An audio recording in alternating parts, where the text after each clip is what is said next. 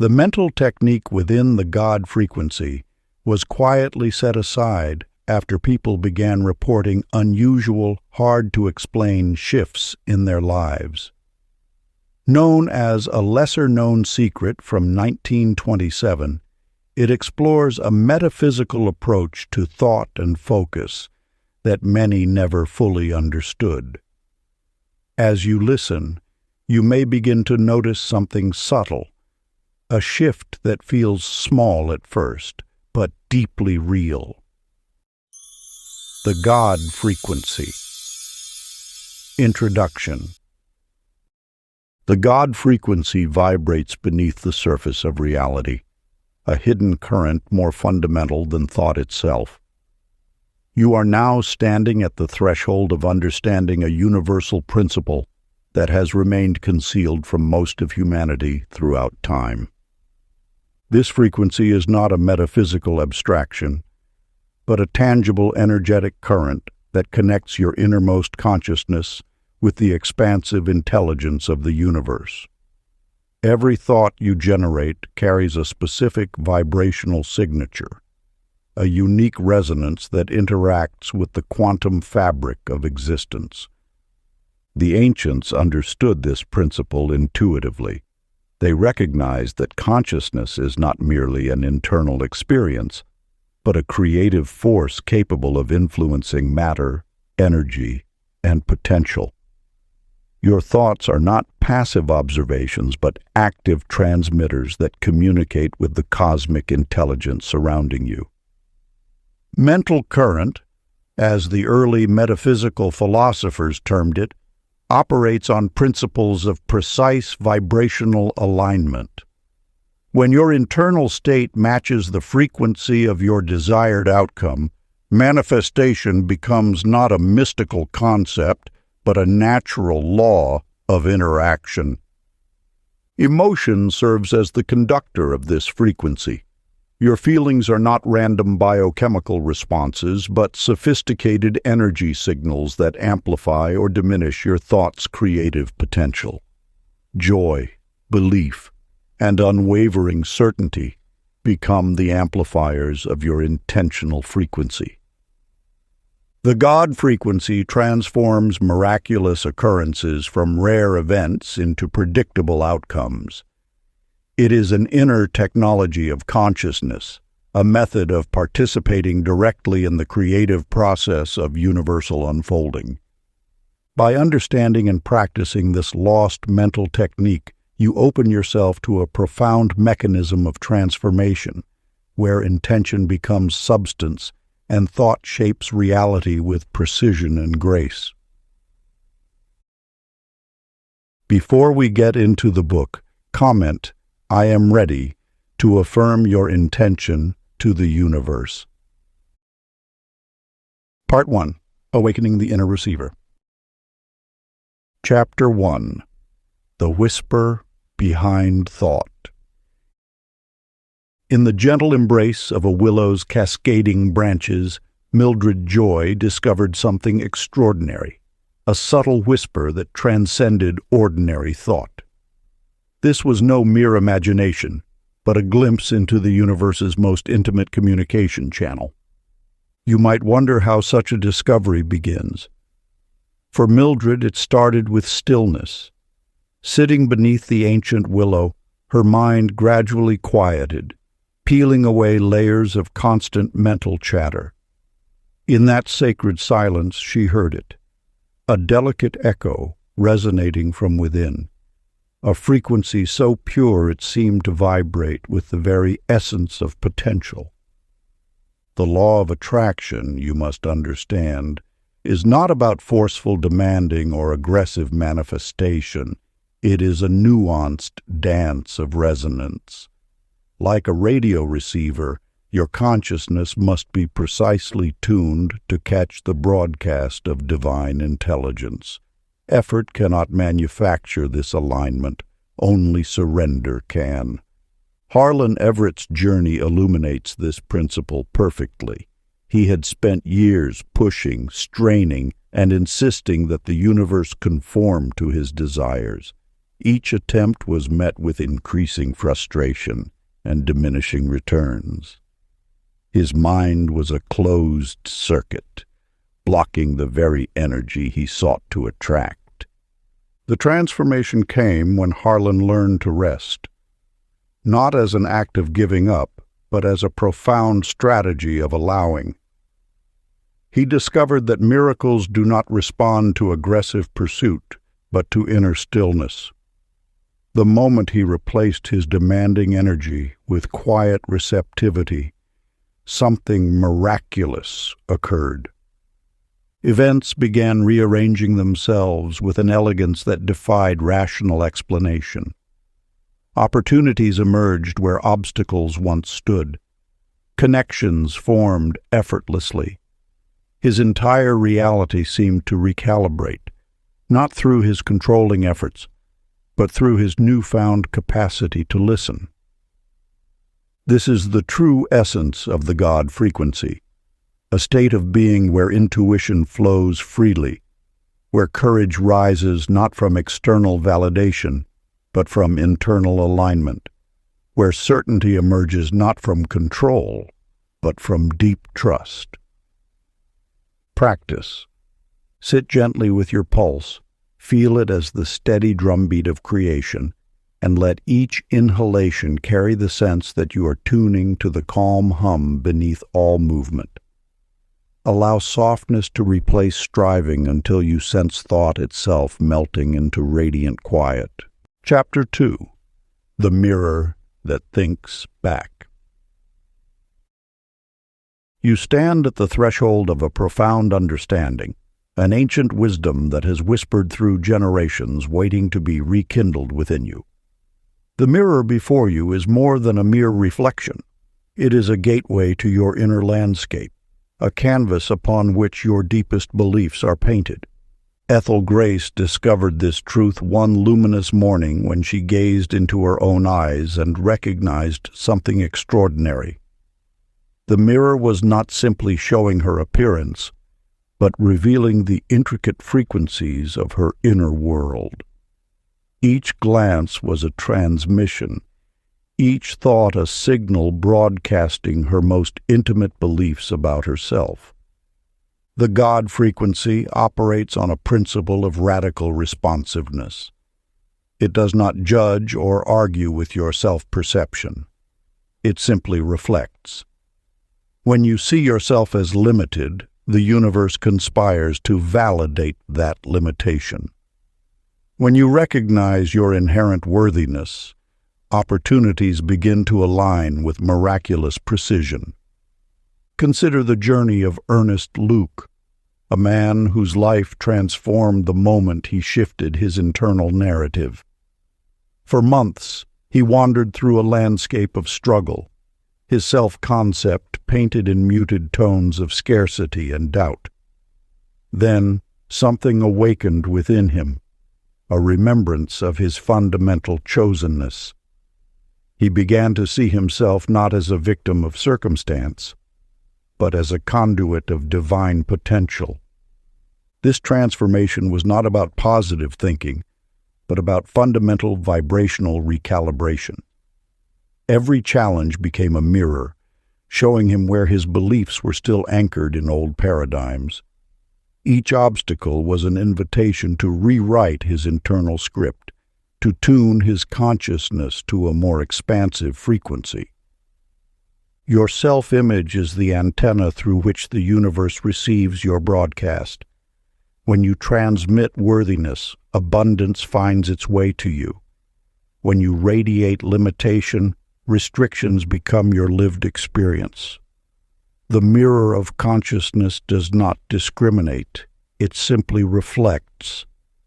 As you continue this journey, remember that your inner dialogue is creating your external reality. Each thought is a frequency, each belief a transmission. The God frequency listens and responds with exquisite precision. Practice. Quietly stand before a mirror, meeting your own gaze with gentleness. Breathe gratitude into your reflection until the eyes before you seem lit from within. Whisper inwardly that you are worthy of divine echo, and listen as silence confirms it. Chapter 3. The Current of Knowing. You stand at the river's edge, watching water flow with an effortless grace that whispers ancient secrets. Rivers, like consciousness, carry unseen currents far more powerful than their visible surface, a metaphor for the God frequency that moves through your innermost being. Clara June understood this mystery intuitively. Where others saw merely water, she perceived an intelligent movement, a living intelligence that knew precisely where it was traveling. This river, like your consciousness, did not struggle or strain. It simply followed its inherent path with absolute certainty. The universe operates on a similar principle. Many mistakenly believe spiritual manifestation requires constant effort, intense visualization, or desperate pleading. Yet true alignment happens when you recognize that what you desire already exists, waiting to be discovered, not created. Consider Calvin Miles, who transformed his approach to manifestation. Once he would exhaust himself attempting to force outcomes, his prayers sounding like desperate negotiations. Then he learned the profound art of remembering his fundamental connection to the source of all potential. When Calvin stopped begging and started feeling the completeness of his desires, something remarkable occurred. Opportunities emerged not as distant possibilities, but as natural extensions of his inner state. Doors opened not through manipulation, but through recognition of his inherent worthiness and unity with the universal intelligence. Knowledge, you'll discover, replaces hope. Faith is not a passive waiting, but an active inhabiting, a state of being where you recognize yourself as an integral part of the creative flow, not separate from it. Your consciousness is like this river, intelligent, purposeful, carrying you toward your truest expression. The God frequency moves through you, not as an external force, but as your own deepest rhythm. Practice. Imagine yourself drifting upon a calm river of light, knowing the current is carrying you. Each thought of doubt dissolves into the flow, replaced by quiet certitude that you are already destined to arrive beautifully. Chapter 4.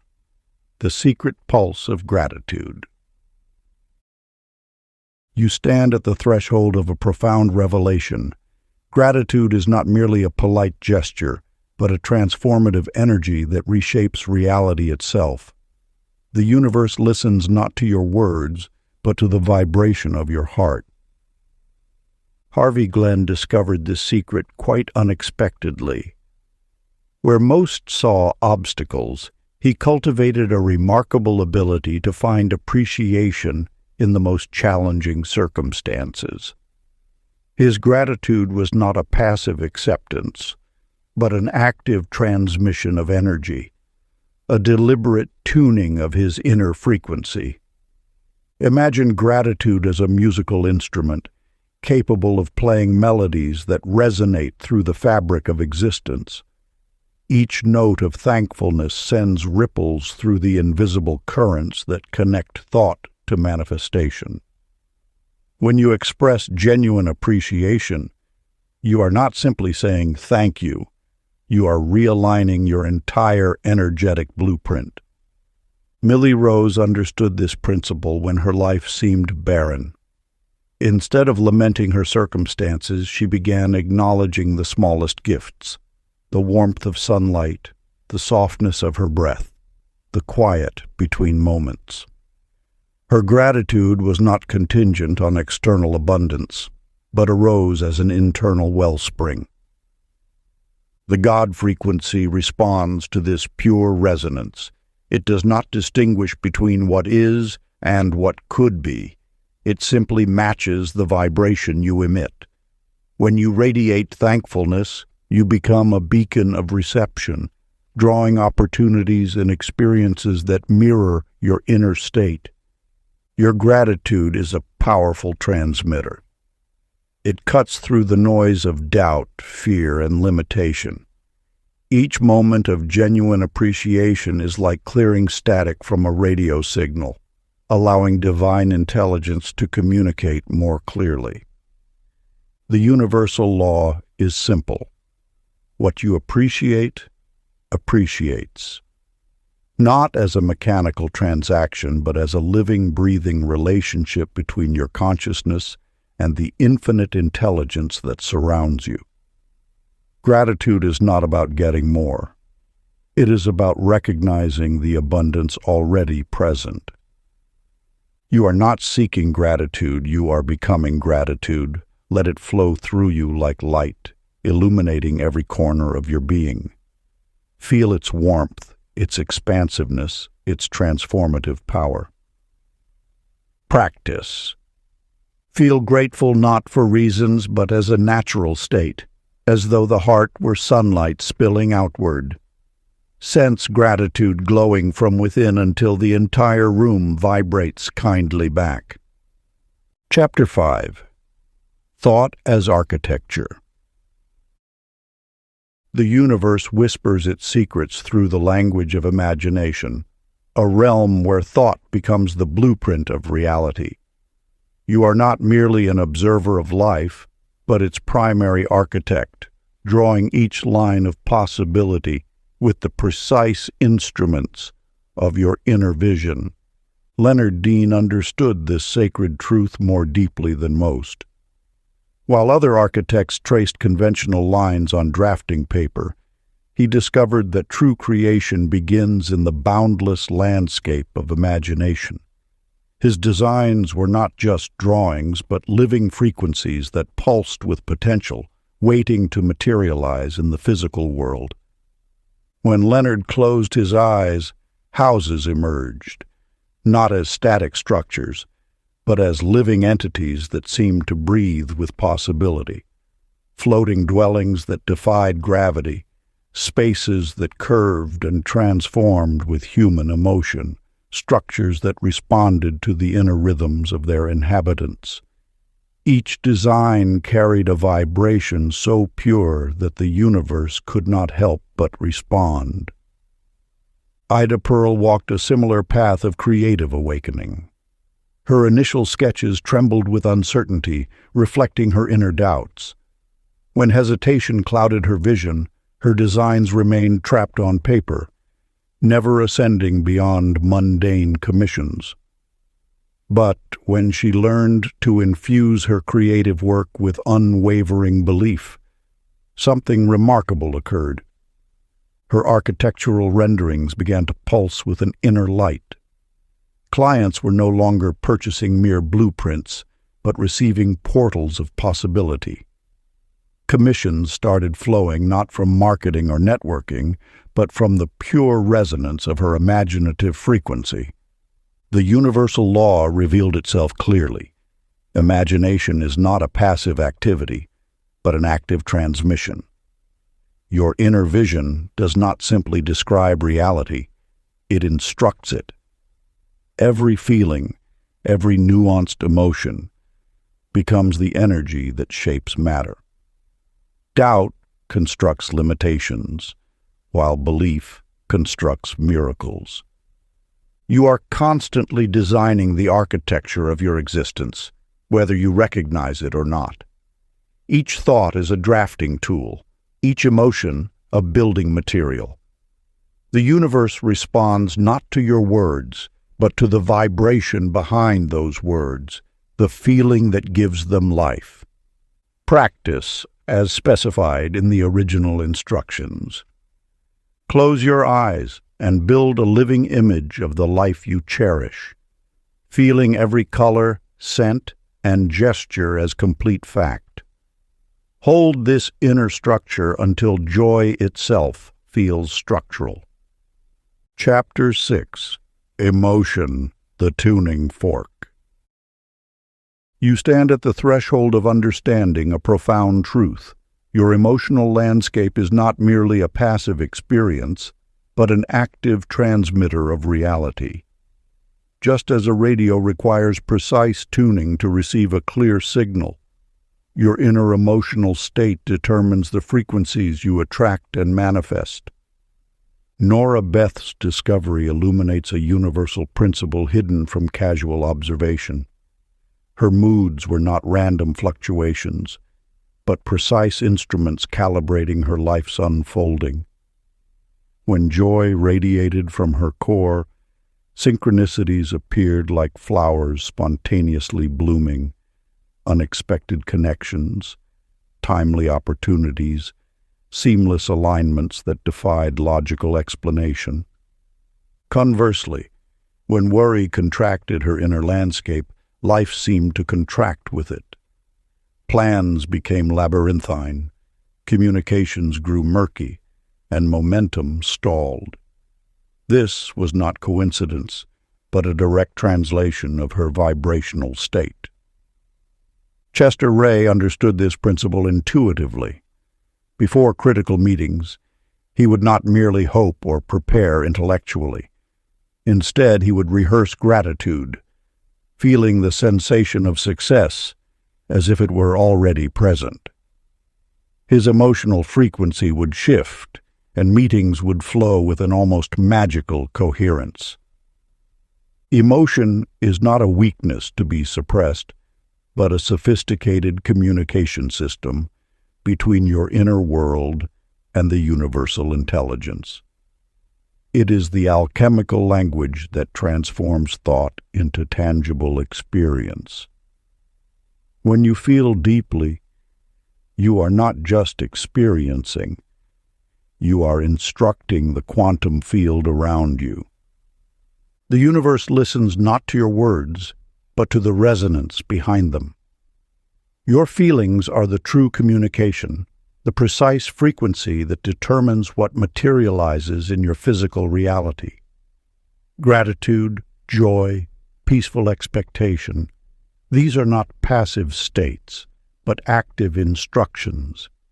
Your emotional state is a broadcasting tower, continuously sending signals that organize matter, opportunity, and experience. Learning to consciously tune this tower is the master skill of manifestation. Practice. Notice your emotional weather, then hum softly the feeling you prefer. Let that hum vibrate until your chest loosens and everything around responds in gentler reflection. Chapter 7. The Quantum of Belief. Your journey through the sacred landscape of consciousness reveals a truth both ancient and immediate. Emotion is the tuning fork that transforms thought into living reality. When you understand that your inner feeling state broadcasts more powerfully than any spoken word, you unlock the most profound mechanism of manifestation. Agnes Faye's revelation came not through intellectual understanding, but through a sudden visceral awareness.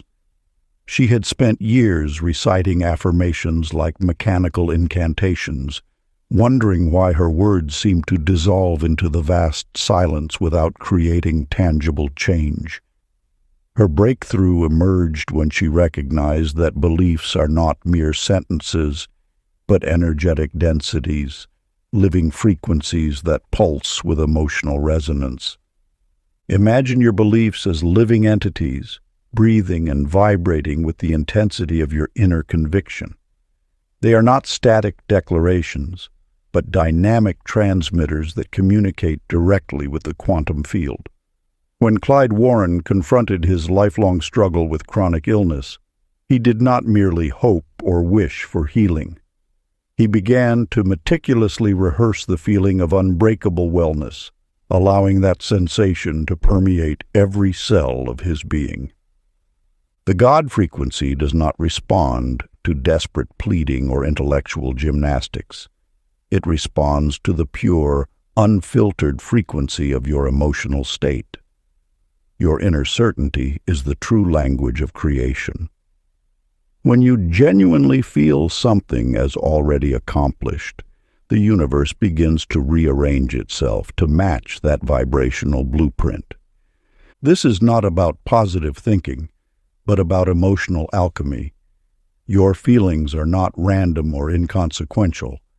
They are precise instructions to the cosmic intelligence that animates all of existence. Each emotion carries a specific energetic signature, a quantum signature that collapses potential into form. The great mystics and quantum pioneers have long understood this principle. Consciousness shapes reality. Your emotions are the bridge between the invisible realm of potential and the tangible world of manifestation. They are the translator, the conductor, the precise instrument through which the formless becomes form. As you stand at the threshold of this understanding, you are being invited to a radical reimagining of your creative power. Your emotions are not reactions to external circumstances, but the very force that generates those circumstances. Practice. Feel the reality of your chosen outcome as complete now. Let disbelief dissolve like mist in sunlight. Know that your conviction has already restructured the field. Chapter 8.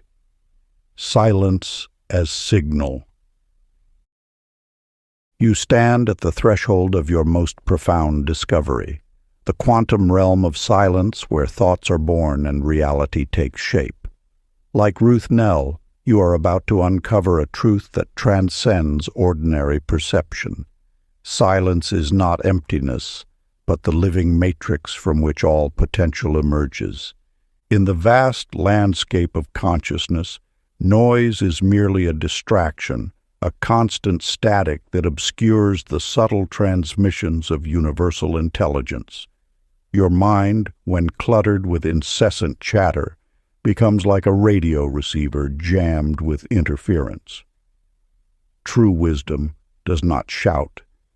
It whispers in the spaces between thoughts. Consider Otis Frank's journey. For years, he sought answers through relentless mental activity, reading, analyzing, questioning. His mind was a turbulent sea, waves of information crashing against each other, preventing any clear signal from emerging. Every attempt to force understanding only deepened his confusion. Then came the moment of transformation. Exhausted by his mental gymnastics, Otis learned to be still. Not the stillness of meditation techniques or prescribed practices, but a radical surrender. He allowed his thoughts to settle, like sediment in a glass of water, until clarity emerged naturally. In that profound quietude, insights began to arrive, not as constructed thoughts, but as pure knowing.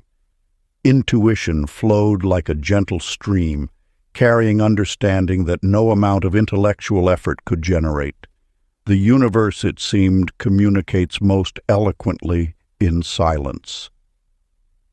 This is the quantum principle of awareness. When you cease struggling, you align with the source code of creation. Your consciousness becomes a clear channel, unobstructed by the noise of expectation, fear, or desperate wanting. In silence, you are receptive to the intelligence that orchestrates galaxies and animates every living thing. The practice of silence is not about emptying your mind, but about creating space for wisdom to emerge.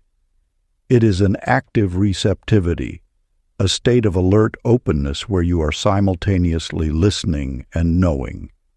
Here, intuition is not something you generate, but something you allow. Your inner stillness is a sacred technology, more powerful than any external tool or strategy. It is the quantum modem through which higher consciousness downloads its most refined transmissions. When you learn to rest in this space, You become a living antenna for miraculous guidance. Sink into a pocket of quiet inside your body. Sense that space expand outward until the entire room becomes still. Let your next thought emerge as revelation. Chapter 9. The Law Beneath the Law. You stand at the threshold of understanding a profound universal truth. Every experience in your life resonates at a specific frequency. Your inner state is not merely a passive backdrop, but the very conductor of your life's symphony. Lucinda May's journey mirrors countless seekers who frantically chase manifestation techniques, only to discover that true transformation begins with a subtle inner tuning. Like a musician adjusting their instrument, you learn to align your internal vibration with the music of the universe. Consider Amos Jett's revelation. For years he trembled before financial statements, his energy constricted by fear of lack. Each bill seemed a threatening whisper of scarcity. But when he shifted his perception, seeing money as a flowing, circulating energy of abundance rather than a source of anxiety, something extraordinary occurred. The moment Amos embraced wealth as a dynamic, supportive force, the external world responded. Friendly creditors emerged, unexpected income appeared, and opportunities unfolded with a grace that seemed almost magical. Yet this was no miracle, merely the natural consequence of vibrational alignment. The universe operates not through moral judgment, but through resonance. It does not evaluate your worthiness or punish your mistakes. Instead, it simply reflects back the frequency you consistently emit. Your thoughts, feelings, and beliefs are the tuning fork that determines what experiences will harmonize with your inner state. This principle transcends wishful thinking. It is a precise energetic mechanism. Your consciousness is not separate from the world, but intricately woven into its fabric. Every thought carries a vibration, every emotion a specific frequency that ripples outward, attracting corresponding experiences. Imagine your life as an intricate orchestra. Each emotion is an instrument, each belief a musical note. When you learn to consciously adjust your inner instruments, you begin to compose a reality that resonates with your deepest intentions. The key is not to force or manipulate, but to listen. Listen to the subtle rhythms of your inner landscape. Notice the background melodies of your habitual thoughts. Recognize how certain emotional states create specific patterns in your external world. Practice. Visualize life as an orchestra. See yourself adjusting your inner instrument until harmony blossoms and dissonance gently fades. Chapter 10. Confidence as Permission. In the grand symphony of existence, you are both the musician and the instrument, constantly tuning your inner frequency to the cosmic melody of manifestation. Daisy Liu understood this sacred principle better than most. She knew that confidence was not merely an emotion, but a powerful transmitter of reality. Her story begins not with grand gestures, but with a quiet, unwavering belief in her own potential. Where others saw obstacles, Daisy saw opportunities waiting to be claimed. She carried herself with a certainty that seemed to whisper to the universe, "I am ready. I am worthy." Wilbur Kent, in contrast, had long wrestled with hesitation. His dreams were like delicate seedlings, constantly overshadowed by doubts that prevented them from taking root. He would watch opportunities drift past, always wondering, never acting. The universe, ever responsive to his inner vibration, reflected his uncertainty with a landscape of missed chances and unfulfilled potential. But confidence is not arrogance. It is a delicate dance between bold assurance and humble recognition of the greater orchestration of life. The God frequency responds not to loud proclamations, but to the quiet, steady resonance of genuine self-belief. When you align your inner landscape with the frequency of success, miracles do not become extraordinary. They become your natural state of being. Each thought becomes a brushstroke, painting the canvas of your reality with intentional strokes of possibility. Imagine your belief as a beacon, casting light into the unseen realms of potential. Every time you stand firm in your worth, every moment you choose to believe in your path, you send ripples through the quantum field.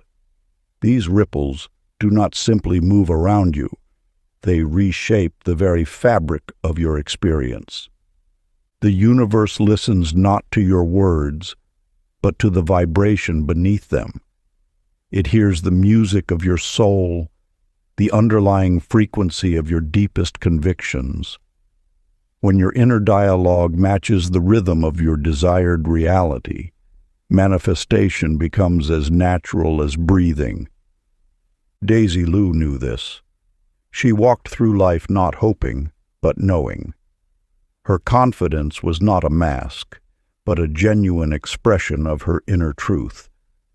And so the world began to rearrange itself around her certainty, opening doors she had not even knocked upon, creating pathways where none seemed to exist. Your practice is a sacred invitation to embody this principle. Stand tall, breathe easy, and feel as though creation itself applauds your courage. Bask in that applause until it feels utterly sincere within. Part 2. The Recalibration of Reality. Chapter 11. The Bridge of Letting Go. You stand at the threshold of understanding a profound universal truth. True manifestation is not about forcing, but about flowing. Sylvie Ray's journey illuminates this delicate spiritual mechanism, the art of releasing your deepest desires into the cosmic current. For years, Sylvie had clutched her dreams like fragile artifacts, believing her tight grip would somehow protect them. Her hands were clenched, her mind contracted, creating a tension that actually repelled the very experiences she longed to attract. Dreams, she would learn, are living energies that require breathing space, not imprisonment. Vernon Lee's story emerged on a rain-soaked afternoon when the world seemed suspended between waiting and becoming. He had spent decades pushing, strategizing, manipulating outcomes. His ambitions were steel traps, designed to capture success through sheer willpower. Yet success remained elusive, dancing just beyond his grasp. The universe operates on a principle of gentle invitation, not forceful demand. When you clutch too tightly, you signal scarcity. When you release with trust, you signal abundance.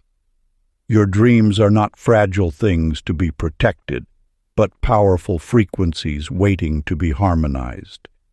Imagine your desires as water. When you cup water tightly in your hands, it seeps through your fingers. But when you create a soft, open vessel, it pools effortlessly, reflecting the sky, moving with elegant precision. Your intentions function identically. They require spaciousness to materialize. Vernon discovered this when he finally surrendered his rigid plans, not in defeat, but in a profound understanding that the universe's intelligence far exceeds human plotting. His surrender was not passive resignation, but an active trust in something greater than his limited perspective. Sylvie's breakthrough came through a similar revelation. She realized her dreams were not separate from her, but extensions of a greater creative intelligence. By holding them so tightly, she was actually blocking their natural emergence. Release became her practice, her meditation, her spiritual discipline. The God frequency pulses with a rhythm of trust. Each time you surrender a desire, you complete an energetic circuit. Your intention flows out, unobstructed by fear or desperate grasping. The universe, ever responsive, begins orchestrating subtle alignments invisible to the conscious mind. This is not about giving up. This is about giving over, about recognizing that your dreams are not conquered, but invited. They are not controlled, but collaborated with. Your role is not to manipulate, but to remain open, receptive, and quietly confident. Practice. Exhale your dream into the universe as trust, not urgency. Feel the relief of partnership, the sacred pause before fruition. Chapter 12. The Field of Unified Thought. In the vast tapestry of consciousness, you are not a solitary thread, but a luminous strand interwoven with the entire fabric of existence. The God frequency reveals itself not as a personal possession, but as a shared breath of universal intelligence. When Mabel Jean first understood this truth, her perception of connection transformed from a narrow beam to an infinite light. Imagine consciousness as an immense living ocean, each mind a unique wave, yet fundamentally inseparable from the whole. Your individual experiences, hopes, and challenges are not isolated events, but ripples that touch and transform the entire system. The moment you recognize this interconnectedness, something extraordinary begins to unfold. Felix Drew's journey illustrates this profound principle. Long-standing family tensions had created invisible walls, generations of misunderstandings calcifying into silent resentment. Yet when Felix allowed compassion to flow through him, not as a personal virtue, but as a universal current, something miraculous occurred. Old wounds began to heal, not through deliberate intervention, but through a subtle realignment of collective energy. This is the secret of collective consciousness. When you bless the whole, you simultaneously bless yourself. Your individual transformation becomes a catalyst for broader healing. Each thought of kindness, each moment of understanding, sends wavelets of transformation through the interconnected field of human experience. The God frequency does not distinguish between personal and collective. It simply responds to the quality of energy you emit. Your compassion becomes a bridge, your understanding a healing balm. By recognizing the shared nature of consciousness, you unlock a power far beyond individual manifestation. Practice. Picture every mind as sparkles on one ocean of awareness. Then send quiet goodwill through it like light beneath water. Picture awareness as a vast, still ocean, with each mind appearing like a shimmer or sparkle dancing across its surface. Instead of seeing people as separate and distant, this view softens boundaries. Every thought, feeling, and presence becomes part of the same living field. When you hold this image gently, interactions start to feel less like collisions between individuals and more like movements within one shared space. From within that oceanic perspective, goodwill can be imagined as a quiet glow spreading beneath the surface. It doesn't need effort or words. It's more like allowing warmth to diffuse naturally through water. You might notice that even a subtle intention, wishing ease, clarity, or peace, feels like it travels outward without force, touching those sparkles without needing to reach or control them. Over time, this way of seeing can shift how you respond to tension or disconnection. Instead of reacting sharply, there's a sense of continuity, like waves rising and falling in the same body of water. That makes it easier to let kindness move first, not as a moral duty, but as something that already belongs to the whole field you're part of. Chapter 13. The Signature of Intention. The field of unified thought beckons you to understand a profound truth. Your individual consciousness is not isolated, but a luminous thread woven into a vast, interconnected tapestry of collective awareness. Every thought you generate carries a vibration that ripples through this intricate network, touching lives and shifting realities in ways your conscious mind can scarcely comprehend. Rosie Clare discovered this sacred principle when she began to write her intentions not as desperate pleas, but as expressions of pure, unconditional love. Her journal became more than a list of desires. It transformed into a channel of authentic connection. Each word she inscribed carried the subtle energy of genuine intention, not the grasping, anxious want of personal gain, but a deeper resonance of service and unity. Arthur Glenn understood this principle intuitively. His actions were never about personal achievement, but about contributing to the greater whole. When he approached his work, his projects, his relationships with a spirit of genuine contribution, something extraordinary happened. Opportunities multiplied, synchronicities emerged. The universe seemed to conspire not just in his favor, but in alignment with a broader, more harmonious design. The God frequency, that sacred current of consciousness, does not respond to manipulation or strategic maneuvering. It resonates with sincerity. It vibrates in harmony with pure intention. Your thoughts are not mere private musings, but transmissions that travel through the collective field, influencing and being influenced by the broader consciousness of which you are an integral part. Imagine your consciousness as a drop of water in an infinite ocean. Each droplet contains the entire essence of the ocean, yet is simultaneously part of something far greater. Your individual intention, when aligned with love and service, becomes a powerful transmission that can create ripples of transformation far beyond your immediate perception. The practice at the end of this exploration invites you to experience this principle directly.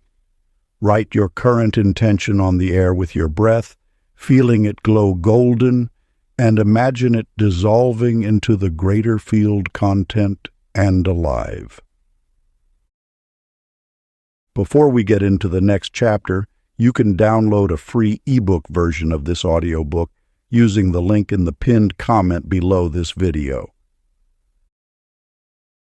Chapter 14. The Intuitive Compass. You stand at the crossroads of possibility, where every whisper of intuition carries the potential to transform your entire landscape of experience. The universe speaks not in thunderous proclamations, but in gentle nudges, soft as a breeze, yet powerful as an ocean current. Hazel Lee understood this sacred language of subtle guidance. Where others saw random coincidence, she recognized intricate maps of divine orchestration. Her life became a testament to the profound intelligence that flows beneath conscious thought, guiding those who learn to listen. Intuition is not a mystical trick or sporadic gift. It is your innate connection to the cosmic intelligence, a direct line of communication between your inner wisdom and the universal field of knowing. When you quiet the mind's constant chatter, you create space for this intelligence to whisper its guidance. Everett Paul represented the opposite path, a man who consistently overrode his inner guidance with logic and doubt. His journey became a labyrinth of struggle, each resistance creating additional friction where flow could have existed. His story illuminates a critical truth. When you disconnect from your intuitive guidance, you disconnect from the river of effortless manifestation. The inner voice speaks with remarkable precision. It does not argue or debate. It simply knows. This knowing arrives as a feeling, a subtle sense of rightness that resonates through your entire being. Sometimes it appears as a gentle warmth, other times as a calm certainty that requires no external validation. Your intuition operates beyond the realm of rational thought. It synthesizes information from quantum fields of consciousness, processing multiple potential outcomes simultaneously.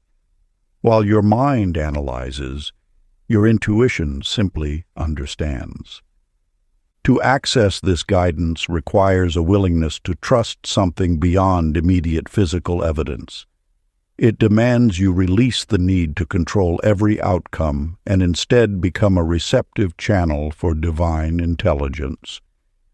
Some call this listening. Others name it surrender. But at its essence, it is an alignment, a harmonizing of your individual consciousness with the greater orchestration of life itself. Practice.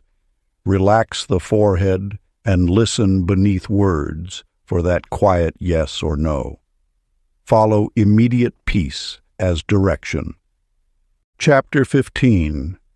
The Frequency of Forgiveness.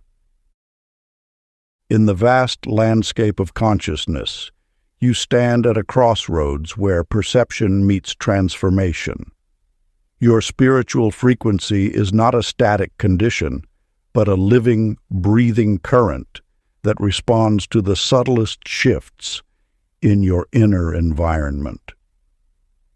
Resentment acts like a dense fog, obscuring the luminous pathways of divine communication. Teresa Blythe discovered this truth when she realized her lingering anger was not a punishment to those who had wounded her, but a self-imposed prison blocking her own reception of grace. Each moment of grievance was like a thick curtain drawn across the window of her intuitive understanding, preventing the light of insight from streaming through. Nelson Boyd's journey mirrored this revelation. For years, he carried the weight of past injustices, believing that holding on to his pain somehow balanced the cosmic scales. Yet, when he finally understood that forgiveness was not about absolving another's actions, but releasing himself from the energetic burden, everything changed. The universe operates on frequencies of connection, not separation. Resentment creates interference, like static on an old radio signal.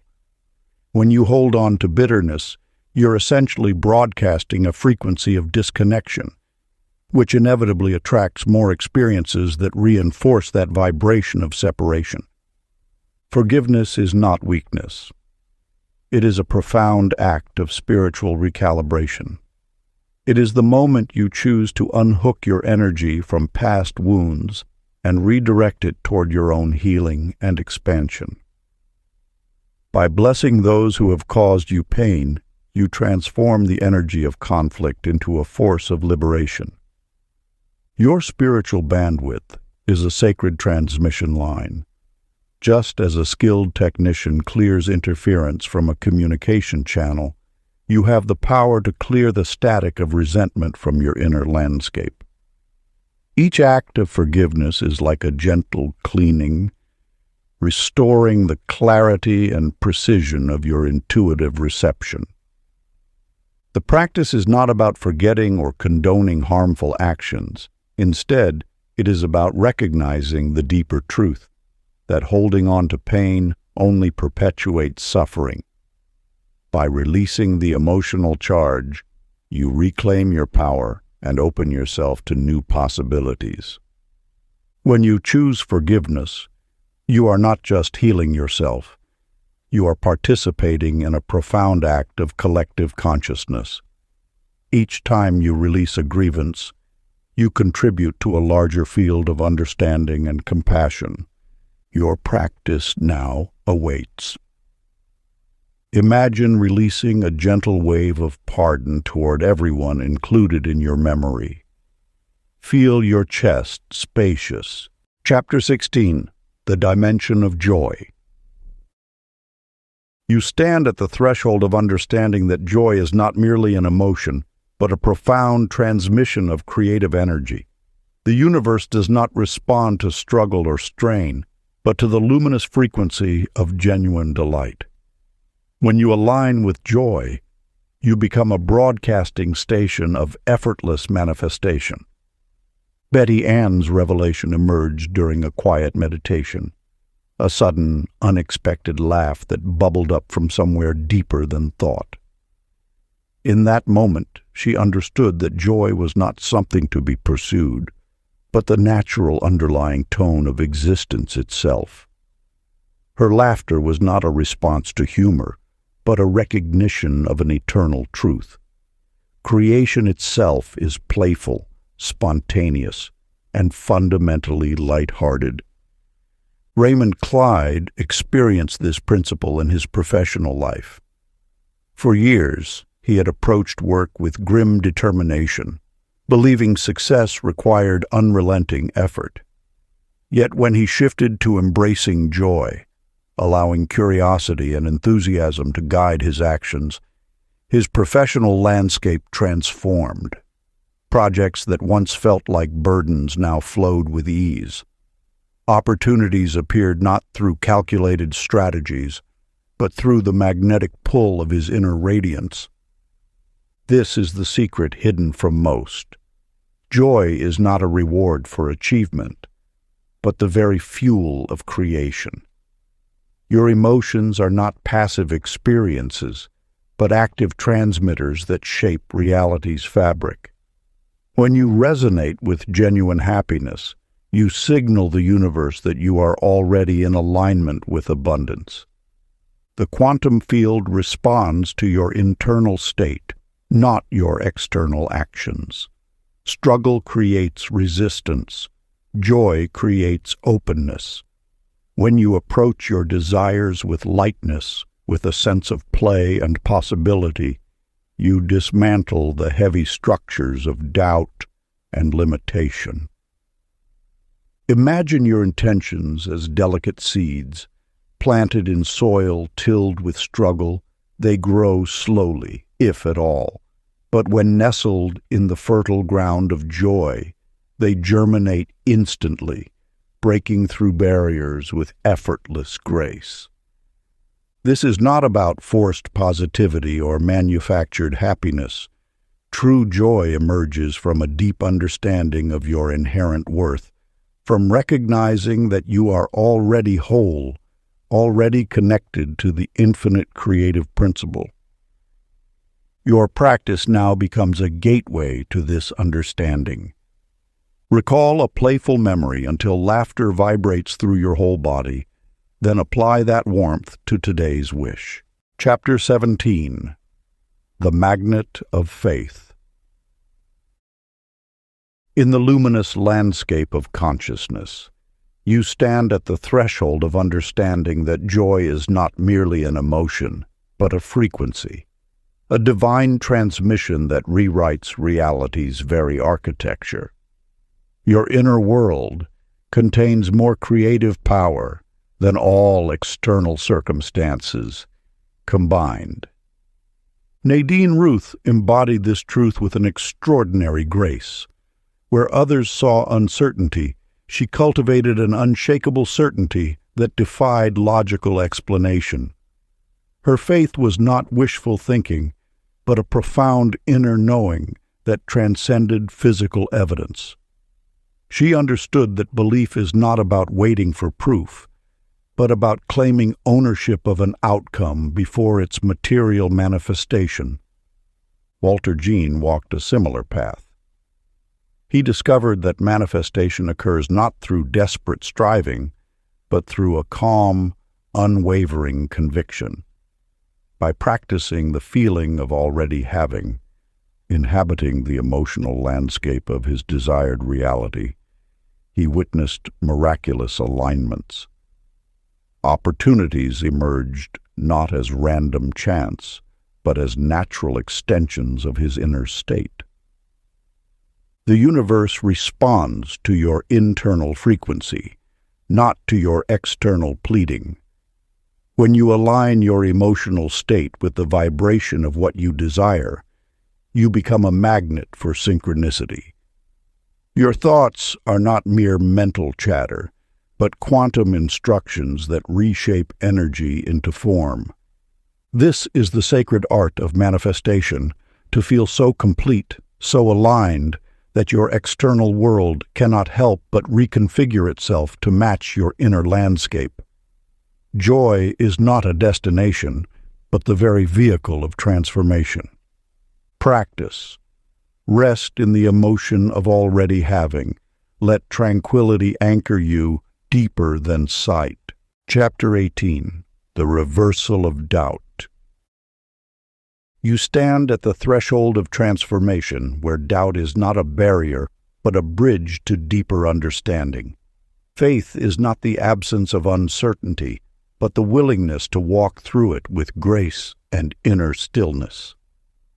Opal May understood something profound about the nature of doubt, that it need not be an adversary, but could become an ally in your spiritual journey. Where others saw fear, she saw an invitation to deeper inquiry. Each moment of hesitation became a sacred opportunity to strengthen her inner knowing. Consider Carl Denny's remarkable approach. Rather than battling his fearful thoughts, he learned to welcome them with gentle curiosity. "Thank you," he would whisper to each doubtful impression, "for reminding me to realign with truth." In this simple act of compassionate acknowledgement, doubt transformed from a stumbling block into a stepping stone. The God frequency speaks not through forceful rejection, but through subtle recalibration. When uncertainty whispers its old stories, you have a choice: to listen with tension or to breathe understanding into its core. Doubt, when met with wisdom, becomes the very discipline that refines your spiritual perception. Your inner landscape is a living ecosystem of thought and feeling. Doubt arrives like a weather pattern, temporary, shifting, never permanent. By treating it with respect rather than resistance, you allow it to move through you, leaving behind clarity and renewed conviction. This is the advanced practice of faith, not blind belief, but intelligent, compassionate presence. You are learning to stand steady while uncertainty swirls around you, knowing that your core remains unshakable. When uncertainty arises, breathe compassion toward it until it melts into clarity and renewed confidence. Chapter 19. The Harmonics of Compassion. In the intricate symphony of consciousness, you are learning that compassion is not merely an emotion, but a powerful frequency transmitter. Like a subtle yet profound musical note, kindness has the capacity to reshape the invisible energetic landscape surrounding you. Edith Bell understood this truth with remarkable clarity. Where others saw transactions, she perceived connections. Her interactions were never about exchange, but about genuine resonance. In her world, every conversation became an opportunity to elevate collective vibration.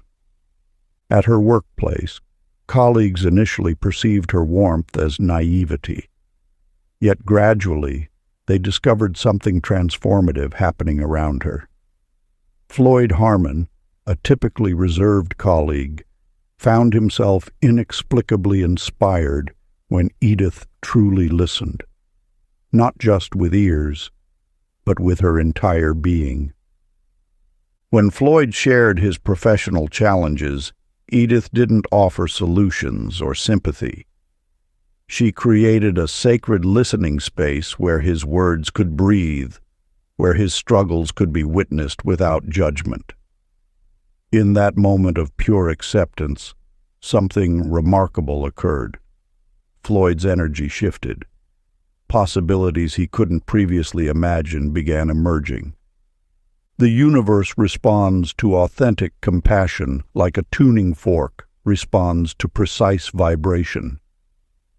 Your capacity to radiate understanding creates invisible pathways for miracles.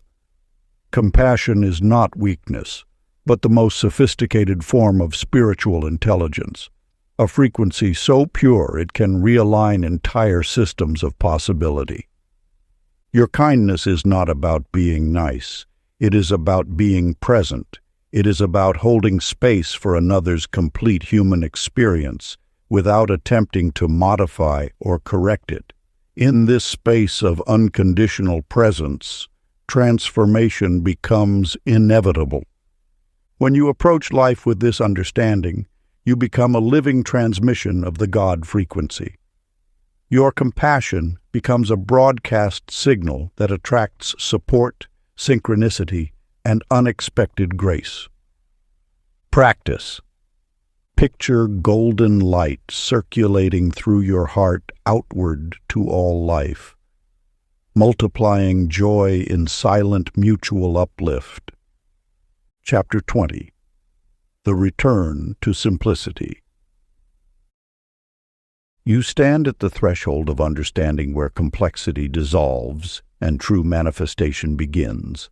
Like a river finding its most natural course, your intentions can flow with remarkable precision when stripped of unnecessary barriers. Minnie Lou's journey illuminated a profound truth. The universe responds with swift elegance to clear, uncluttered desires. She discovered that each elaborate plan, each intricate strategy, was like static interference disrupting the pure signal of her deepest wishes. In the grand symphony of creation, simplicity acts as the purest note, resonant, clear, undistorted. Your mind is an instrument capable of transmitting incredible potential, but only when you learn to tune it with precision and calm. Homer Jack's experience revealed another dimension of this wisdom. By consciously reducing the noise of multiple competing goals, he created space for genuine presence. Each intention became a concentrated beam of energy, rather than a scattered broadcast losing power across multiple channels. The God frequency does not wrestle with complexity. It moves through clear channels. Your desires, when refined and distilled to their essence, become powerful transmitters. Imagine your intention as a crystal, transparent, focused, capable of directing light with absolute precision. This is not about limitation, but about concentration. When you simplify, you're not reducing your potential, you're amplifying your signal. Each unnecessary thought is like a cloud obscuring a laser beam. Remove the clouds, and transformation becomes immediate. Your inner landscape mirrors the outer world. As you learn to simplify your intentions, you'll notice reality responding with increased fluidity. Synchronicities emerge not from desperate effort, but from calm, clear knowing. Practice becomes your bridge between understanding and embodiment. In moments of quiet, you'll learn to distinguish between the whispers of true intention and the loud static of fleeting wants. Practice. Name inwardly one intention, breathe with it until it feels like resting in sunlight, free of clutter. Part 3. The Embodiment of the Divine Signal. Chapter 21. The Voice That Creates Worlds. In the intricate landscape of manifestation, words are not merely sounds passing through air, but living architects of reality. You are a creator, sculpting your world through the precise vibration of language, each utterance carrying the potential to reshape existence. Carrie Jo understood something profound about communication that most overlook. Words are not passive descriptions, but active generators of experience. When she spoke, she recognized each word as a frequency carrier, a subtle energy capable of constructing invisible bridges between intention and manifestation. Dennis Cole demonstrated this principle with remarkable clarity.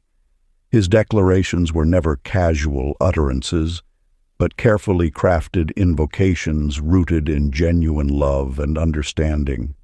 Where others might speak from habit or reactivity, he chose words that resonated with harmony, watching in quiet wonder as his environment responded to his intentional speech. Your verbal landscape is a direct reflection of your inner state. Each word you release carries the emotional signature of its origin. Harsh words emerge from constricted spaces within, while words of compassion flow from an expansive heart. The universe does not distinguish between your internal narrative and external expression. It receives them as a unified transmission. Consider how a single sentence, spoken with authentic conviction, can alter the trajectory of an interaction. When you speak from a place of genuine connection, your words become conduits of transformation. They are not mere sounds, but living energy packets that reorganize the quantum field around you. The ancients understood this principle intuitively. In many wisdom traditions, spoken language was viewed as a sacred technology, a method of direct creation.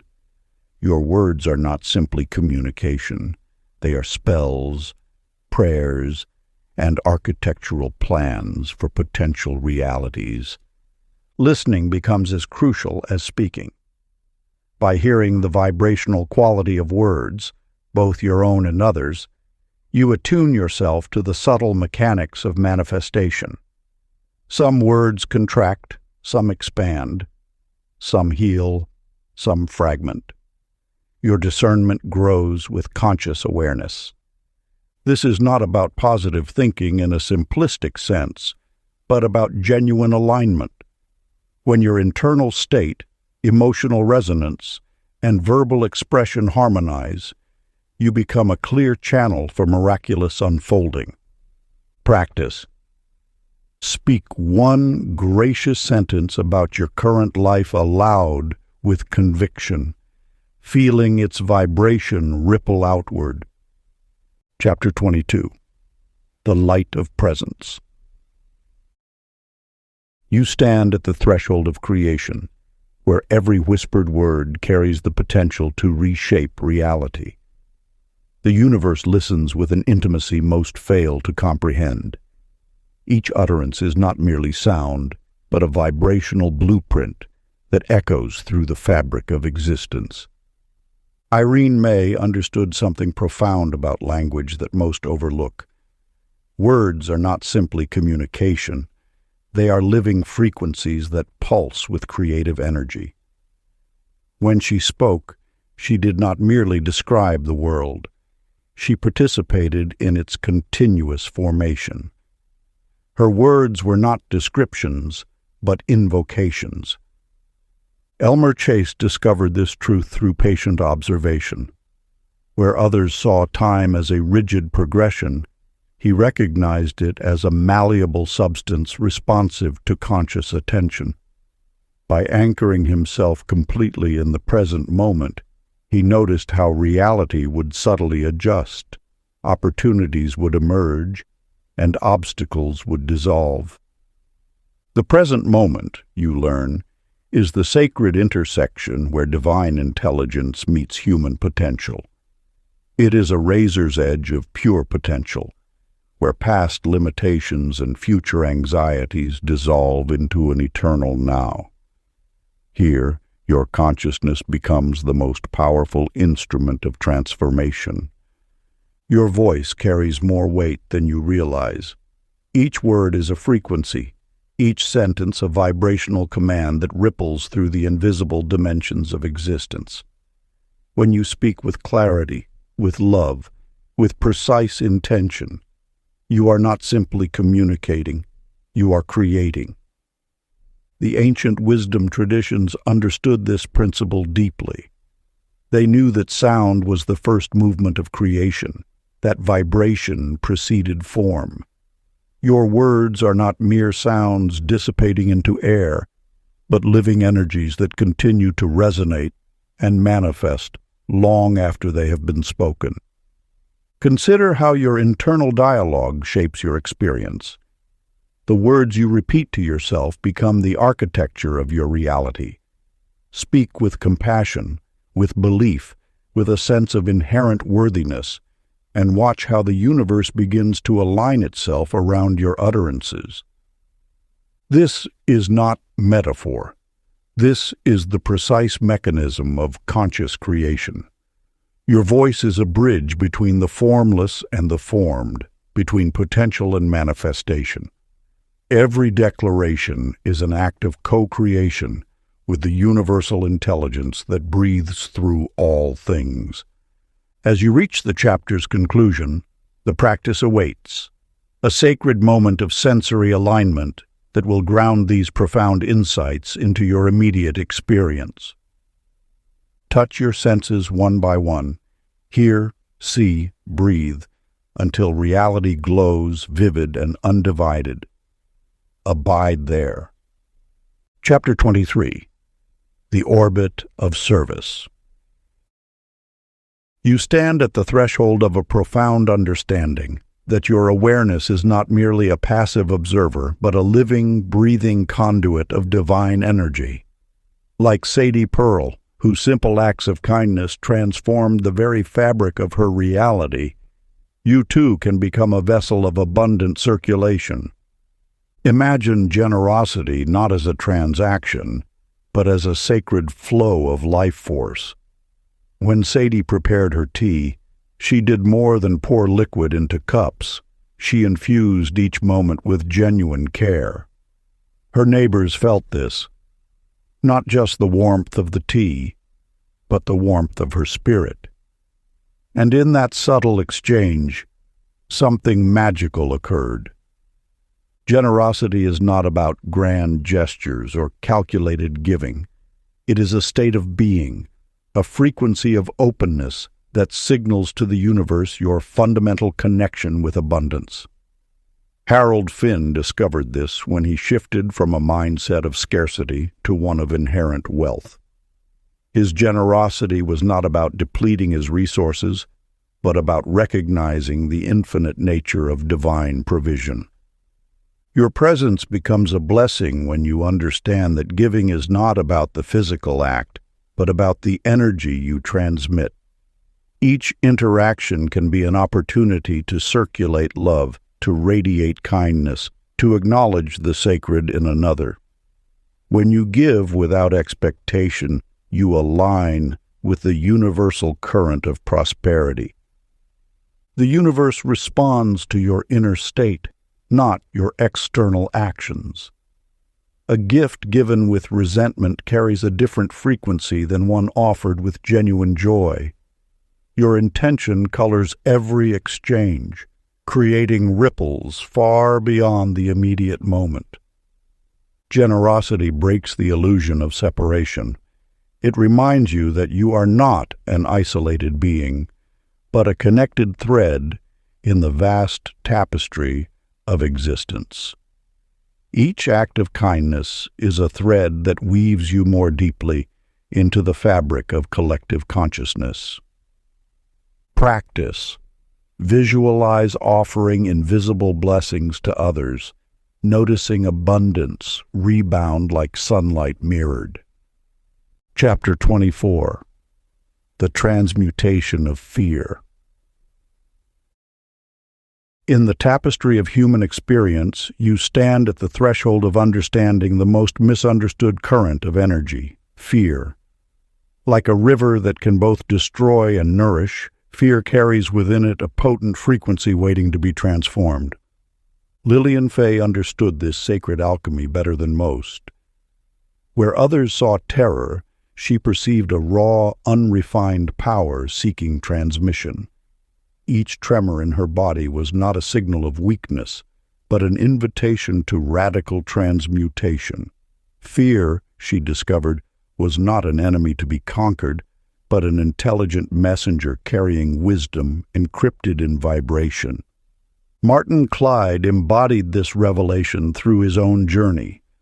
A performer haunted by stage fright, he learned to breathe into the electric sensation that once paralyzed him. Instead of pushing against the current of anxiety, he began to dance with it. Each pulse of panic became a note in his symphonic performance, turning what was once a limitation into his most profound source of creativity.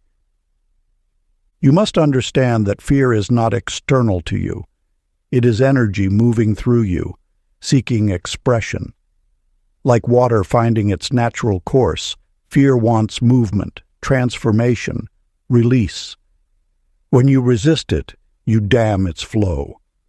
When you welcome it, you become its master. The universe speaks in frequencies, and fear is one of its most misunderstood languages. It arrives not to harm, but to alert, not to restrict, but to expand.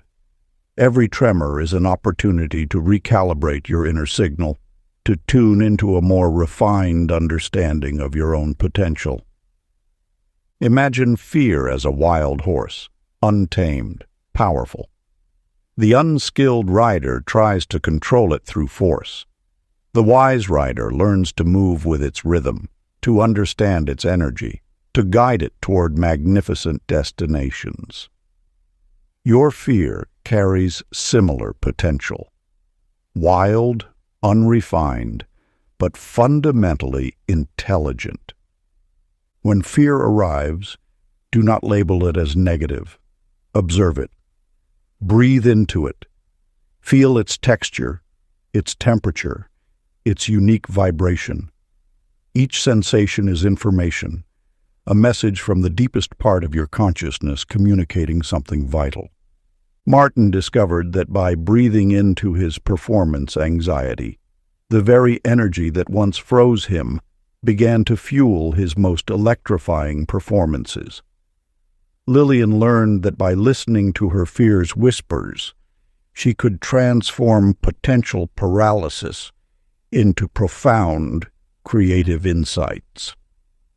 The practice awaiting you is not about elimination, but alchemical transformation. When afraid, you will thank your pulse for warning you of power unused. Exhale slowly until warmth replaces tremor. Chapter 25. The Law of Divine Timing. In the tapestry of universal timing, you are learning that what appears as delay is often the universe's most profound act of alignment. Every moment of waiting is not a rejection, but a sacred choreography of energy, orchestrating your desires with precision beyond human comprehension. Gloria Dean once viewed time as a linear path, marked by impatience and frustration. She would chase opportunities, believing that speed determined success. Her life felt like a constant struggle against an invisible current, pushing and demanding when the universe whispered, "Not yet." Then came the profound revelation. Timing is not a punishment, but a protection. Each moment of apparent stillness is actually a complex preparation, weaving together threads of possibility that you cannot yet perceive. Like a masterful composer, the universe arranges circumstances, people, and energies to converge at the exact moment of your highest potential. Henry Paul understood this wisdom through his own journey. He had learned to recognize that true readiness is an internal state, not an external circumstance. When he stopped forcing outcomes and instead cultivated inner alignment, doors began opening with a synchronicity that defied logical explanation. The rhythm of manifestation is not mechanical, but organic. It breathes, expands, and contracts like a living entity.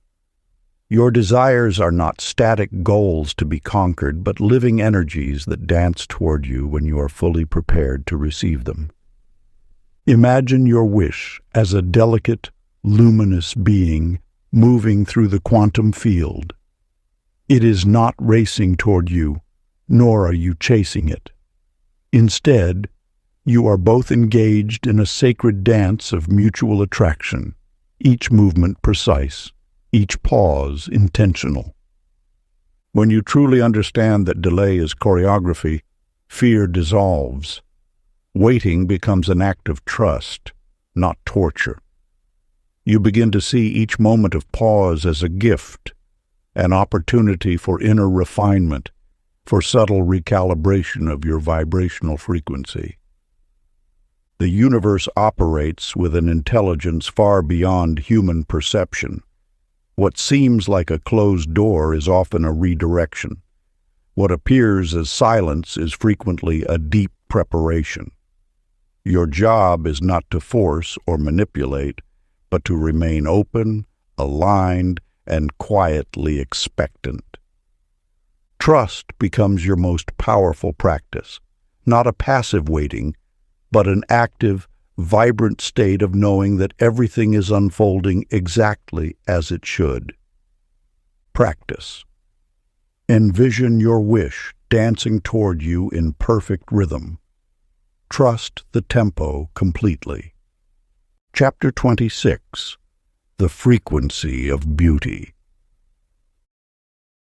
In the gentle symphony of existence, you discover that beauty is not merely an external experience, but a profound vibrational language that speaks directly to the soul's innermost chambers. Beauty is a frequency, a sacred transmission that realigns your inner landscape with the divine current of creation. Patricia Lee understood this mystery intuitively. Where others saw simple objects, she perceived living rhythms, a flower's delicate petal, the arc of a bird's wing, the intricate dance of sunlight across water. Each moment of aesthetic appreciation was more than observation.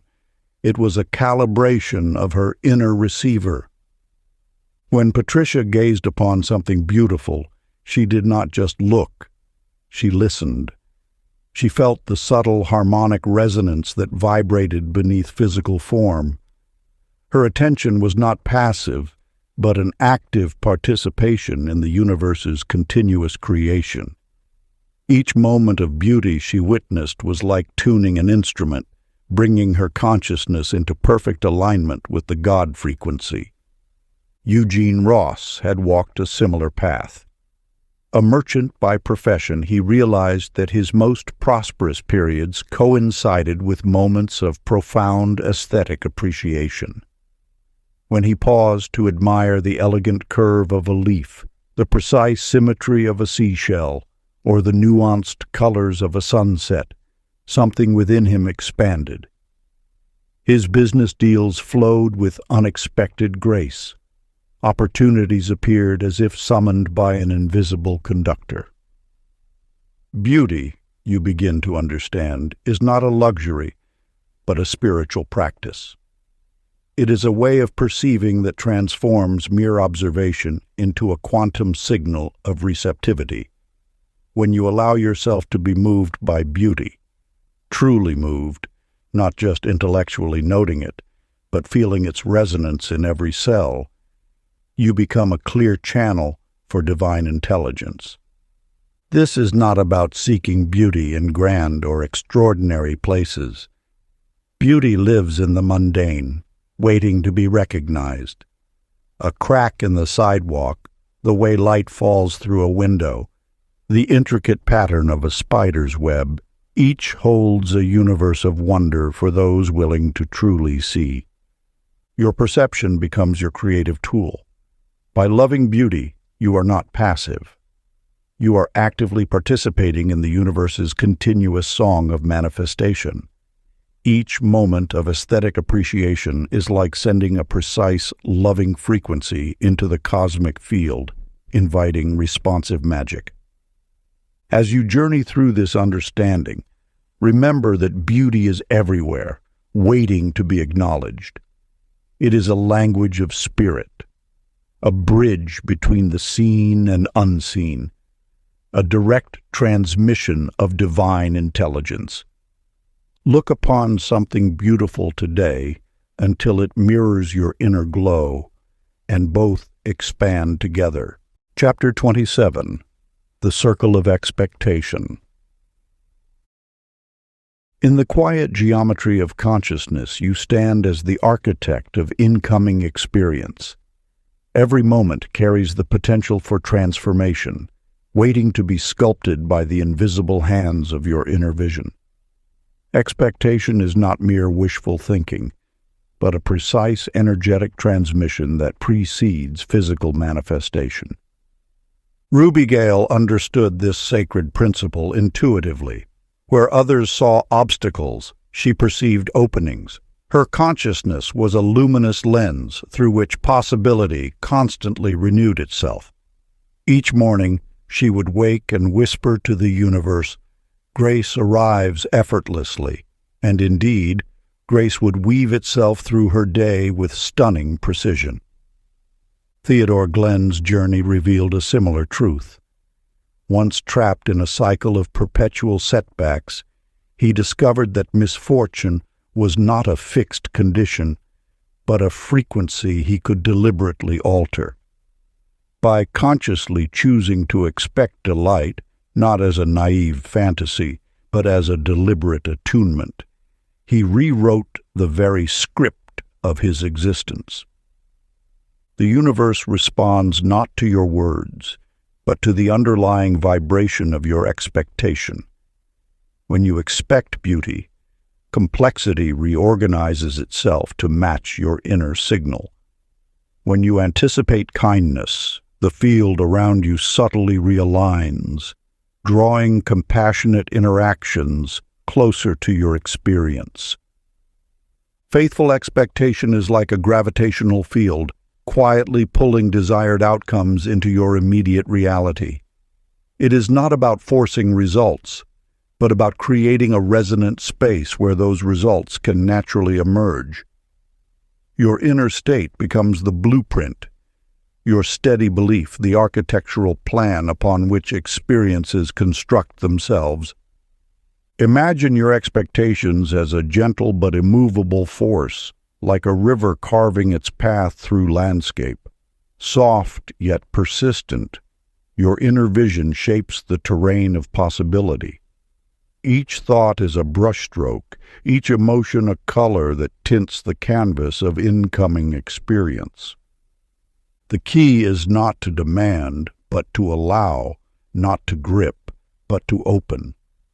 Your expectation must carry the lightness of trust, the quiet certainty that good is not just possible, but inherent in the very fabric of existence. When you project calm anticipation toward your next encounter, you are performing an act of profound co-creation. You are signaling to the universal intelligence that you are ready, not just for what might happen, but for the unexpected grace that always accompanies true surrender. Practice. Project calm anticipation toward your next encounter, seeing it bloom with friendliness before it unfolds. Chapter 28. the alignment of purpose. In the gentle landscape of inner transformation, you stand at the threshold of understanding how expectation weaves the fabric of reality. Just as a gardener expects seeds to sprout, you too can cultivate the art of anticipatory creation. Helen Sue's journey illuminates a profound truth. Scattered wishes dissolve in the wind, but a unified purpose becomes a beacon of manifestation.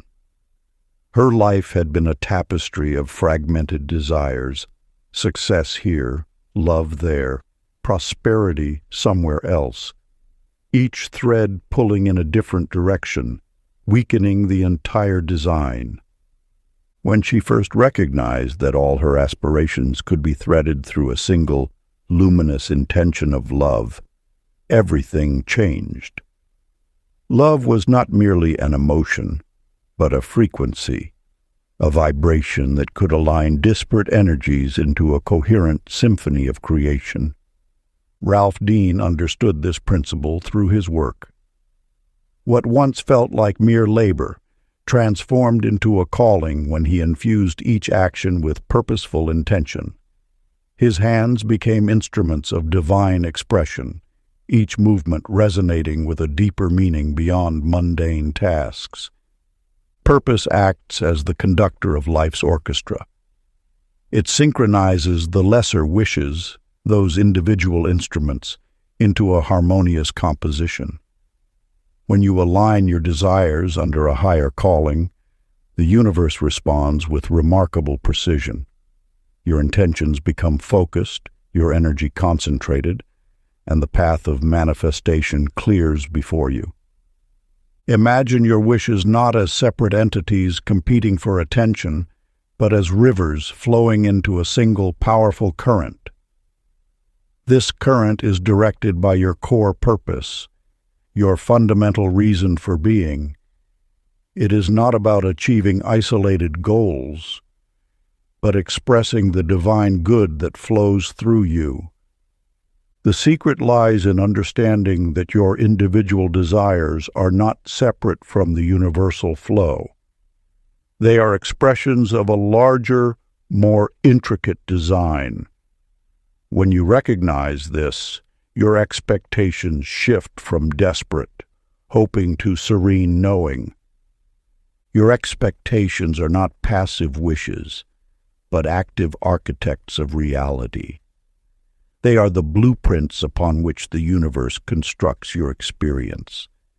Each thought, each feeling of anticipation, each moment of quiet certainty begins to shape the world around you.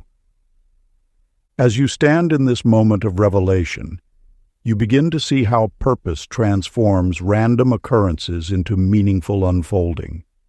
Your life is not a series of disconnected events, but a sacred narrative being written with each conscious breath, each intentional thought. The practice awaits you. Name softly the reason beneath all your aims. To express divine good, and feel strength condense around that phrase. Chapter 29. The Crown of Unity. Chapter 28. The Alignment of Purpose, Scene 2. You stand at the threshold of understanding that your individual journey is but a single thread in a vast, interconnected tapestry of human experience. The God frequency does not recognize boundaries between self and others. It flows through consciousness like an invisible river, carrying the potential of collective transformation. When Beatrice Nell first grasped this profound truth, she saw how individual manifestation was merely the prelude to a grander symphony of human potential.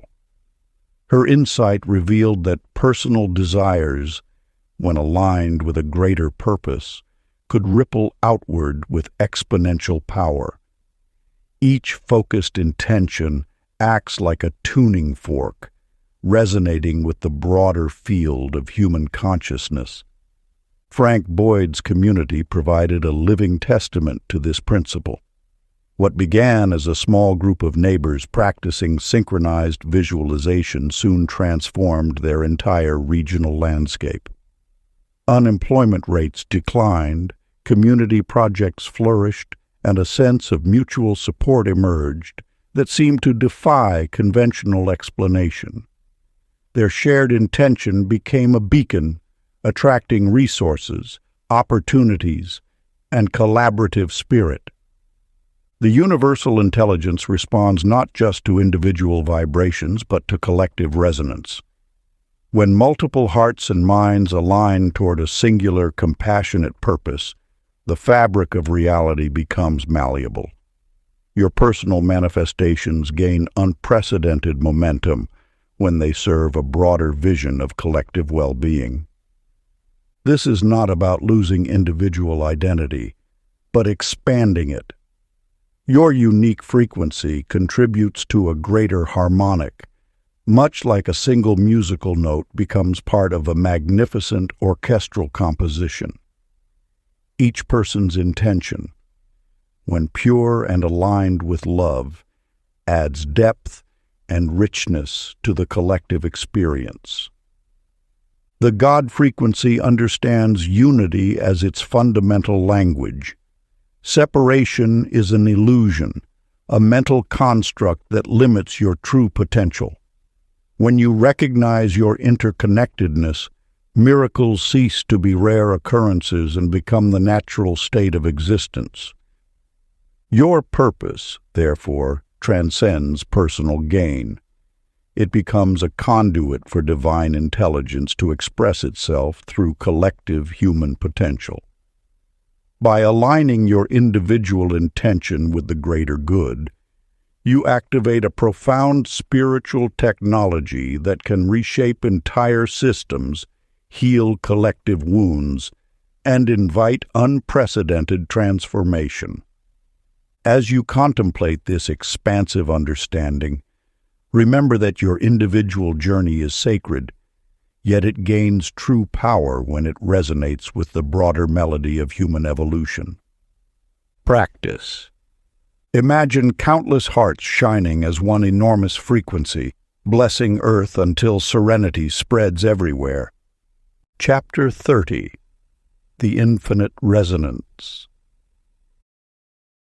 In the radiant landscape of consciousness, you are now approaching the ultimate threshold of understanding, where technique dissolves and pure being emerges. The journey through the God frequency has been a systematic unveiling, a careful calibration of your inner instruments, and now you stand at the precipice of total integration. Margaret Pearl's revelation whispers an eternal truth. Spiritual practice is not about acquiring skills, but about becoming so aligned that life itself becomes a continuous prayer. When you reach this state, manifestation is no longer a technique, but a natural breath, as spontaneous as your heartbeat. Clarence Jude discovered something miraculous, that when internal separation vanishes, external reality responds with immediate, precise reflection. Your emotions are no longer isolated experiences, but direct conductors of universal intelligence. Every feeling becomes a command, every thought a creative pulse. This is not about controlling reality, but about recognizing your fundamental unity with it. The boundaries between you and the cosmic intelligence begin to shimmer, then dissolve. You are not separate from the frequency. You are the frequency experiencing itself through human consciousness. Imagine your entire being as a living, breathing transmission, not sending signals, but being the signal itself. Your thoughts are not separate from the universe's intelligence. They are its current expression.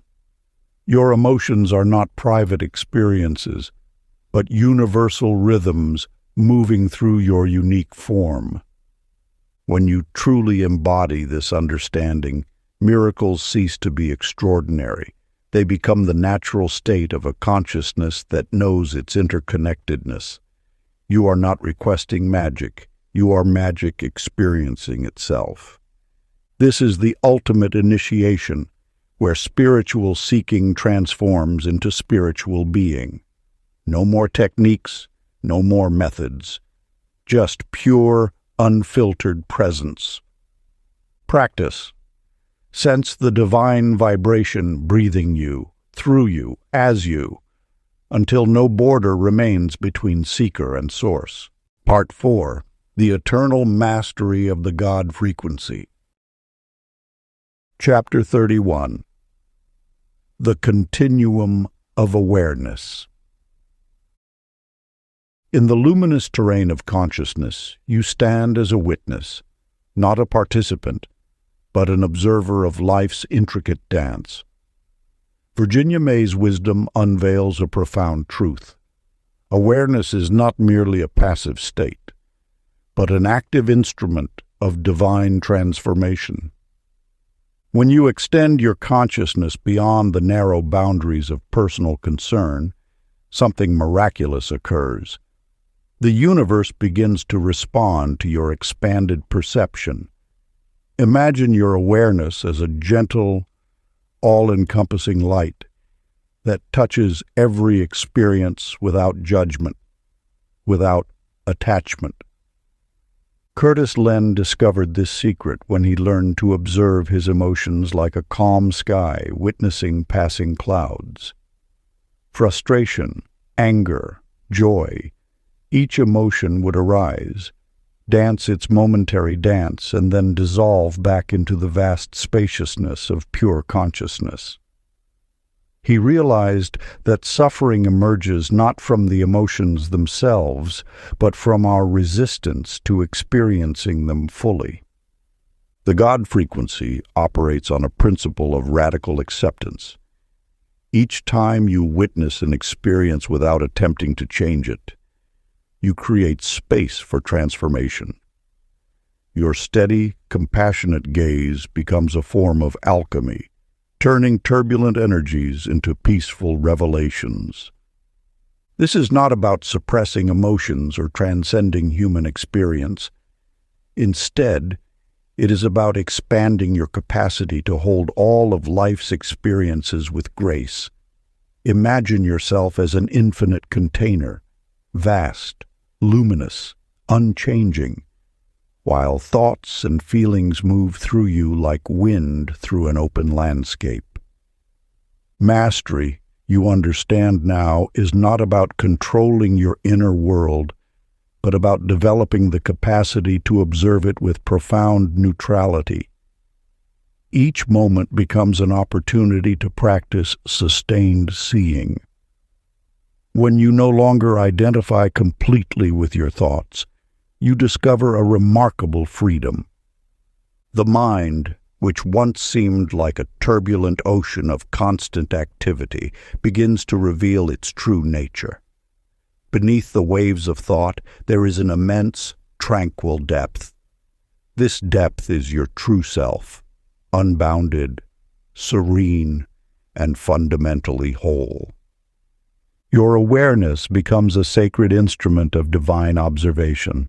What you illuminate with steady, compassionate regard becomes transformed, not through force or manipulation, but through the simple, profound power of witnessing. Practice. Rest in simple awareness, observing thoughts pass like soft clouds until recognition dawns that you are not the thought but the sky containing all. Chapter 32. The Golden Exchange. You stand at the threshold of understanding a profound universal truth, that life flows not through possession, but through circulation. Like blood moving through veins, energy seeks constant movement, transformation, and renewal. Florence Lee's wisdom illuminates a sacred principle hidden beneath the surface of human transactions. True abundance emerges when you release the grip of scarcity and embrace the rhythm of giving and receiving. Imagine your life as a living system, where every gesture of generosity creates invisible pathways for blessings to return. When George Dale learned to accept help with genuine gratitude, something remarkable occurred. His resistance dissolved, and the universe responded by creating intricate networks of support he could never have orchestrated through effort alone. The divine economy operates on principles far beyond human calculation. It is not about keeping score or maintaining strict balance, but about trusting the intelligent design of exchange. Each time you give without expectation, you create an energetic opening. Each time you receive with genuine appreciation, you honor the interconnected web of human experience. This principle transcends mere financial exchange. It encompasses emotional currency, spiritual bandwidth, and the subtle energies that animate human connection. When you understand that giving and receiving are not separate actions, but a unified dance, you unlock a profound mechanism of manifestation. Consider how a river functions. Water does not hoard itself in one location, but continuously moves, nourishing landscapes, supporting life, returning to the ocean only to rise again as cloud and rain. Your energy operates identically.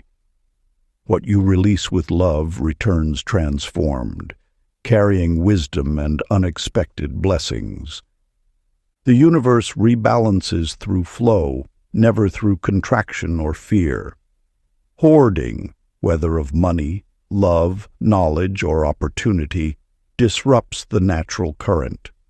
By contrast, when you become a clear channel, allowing resources to move through you rather than becoming stuck within you, miracles emerge spontaneously. George Dale's transformation revealed this truth. Once he stopped viewing help as a sign of weakness and began seeing it as a sacred interchange, opportunities multiplied.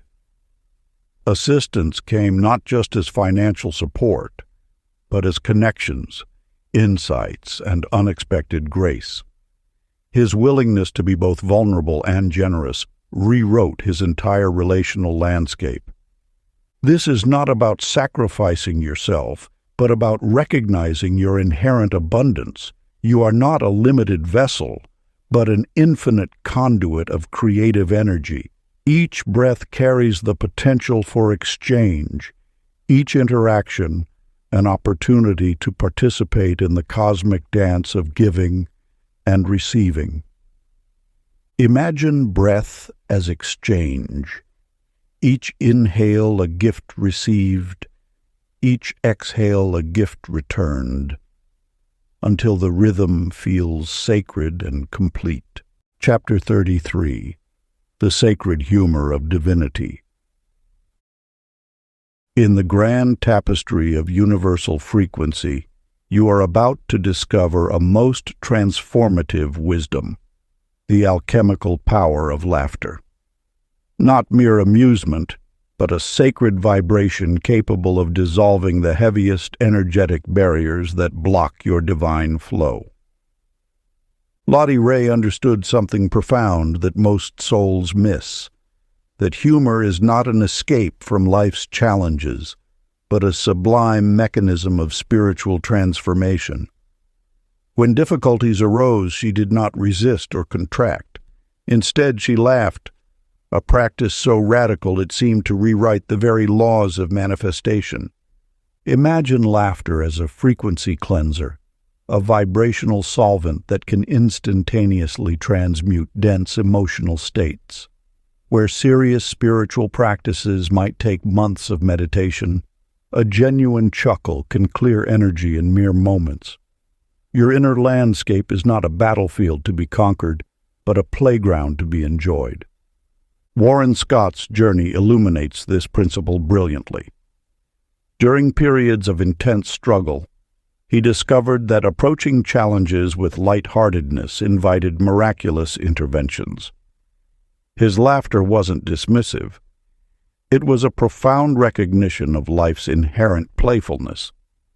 Each time he found humor in seemingly dire circumstances, unexpected solutions would emerge, as though the universe itself was delighted by his perspective. This is not about forcing cheerfulness or denying genuine emotions. True spiritual humor arises from a deep understanding that behind every challenge lies an opportunity for growth, and that existence itself is fundamentally benevolent. When you can laugh at life's complexities, you signal to the universal frequency that you are not overwhelmed, but instead in communion with a greater intelligence. Your ability to find joy, even in moments of uncertainty, demonstrates an advanced spiritual maturity. It reveals that you have transcended the need for struggle and have begun to dance with life's mysterious rhythms. Humor becomes your sacred tool, transforming resistance into receptivity. Consider how children approach the world, their spontaneous laughter, their ability to find wonder in the simplest experiences. They have not yet been taught to take everything seriously. In reclaiming this innate joy, you realign with the universe's fundamental frequency of creation and possibility. The practice awaiting you is an invitation to liberate your spirit through the most potent of spiritual technologies, genuine, heartfelt laughter. Let a small chuckle ripple from your chest, recalling the cosmic playfulness of existence, and sense worry crumble like paper in rain. Chapter 34. The Infinite Return Home. In the gentle landscape of consciousness, you stand at the threshold of understanding that transcends technique and method.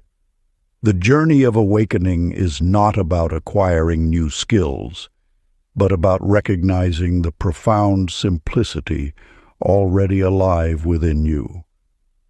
Eunice Gale's revelation came softly, like morning light breaking through dense forest. She discovered that every interaction, every fleeting moment, was a reflection of the divine dance, a mirror showing not just her external world, but the inner landscape of connection. When she gazed into the eyes of a stranger, she saw not separation, but a continuation of her own essence. Howard Lee understood this mystery even deeper. He perceived that the seeker and the sought were not two separate entities, but a continuous wave of grace. The very act of searching was itself the discovery. Your spiritual journey is not about reaching a distant destination, but about recognizing you have never left home. The God frequency whispers its most profound secret. Mastery is not complexity, but radical simplicity. It is the recognition that awareness itself is the ultimate technology, the fundamental transmission through which all of life communicates. Your consciousness is not a tool you use, but the very ground of experience itself. When you release the notion of improvement, of becoming something more, you enter a spaciousness where transformation happens spontaneously. You are not learning, you are remembering. Each breath is an invitation to recognize the infinity that has always resided within you, waiting to be acknowledged. The techniques you've explored, visualization, gratitude, surrender, are not steps toward enlightenment. They are gentle reminders, tuning forks that help you resonate with the frequency already humming through your being. Your essence is not something to be achieved, but something to be recognized.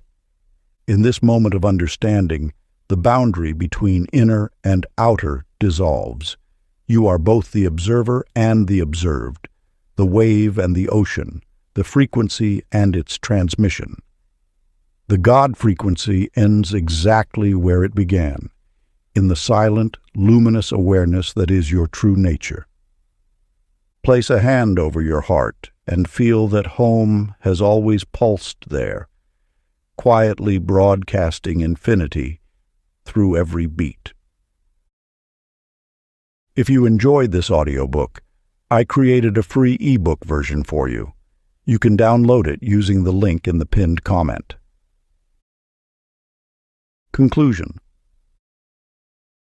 The God frequency whispers its ultimate truth through you, not as a distant concept, but as the very essence of your being. This mental technique, once shrouded in mystery, now unveiled, is nothing more than remembering your fundamental connection to the universal consciousness. Every breath you take is a transmission, every choice a calibration, every moment of kindness a resonant signal. You are not learning a technique. You are remembering a language older than words. The divine peace that flows through you is not something to be acquired, but something to be recognized. It has always been present, waiting for your awareness to illuminate its continuous presence. Miracles are not extraordinary events, but the natural expression of consciousness aligned with love. They are the spontaneous conversations between your inner world and the infinite intelligence that surrounds and permeates all existence. When you truly understand this, synchronicity becomes as natural as breathing, and alignment feels like coming home. The teachings converge on a singular, profound realization. You are not separate from the universe, but a living, breathing expression of its infinite potential. The God frequency needs no complex ritual, no elaborate worship. It requires only your genuine recognition, your willingness to listen, to feel, to be.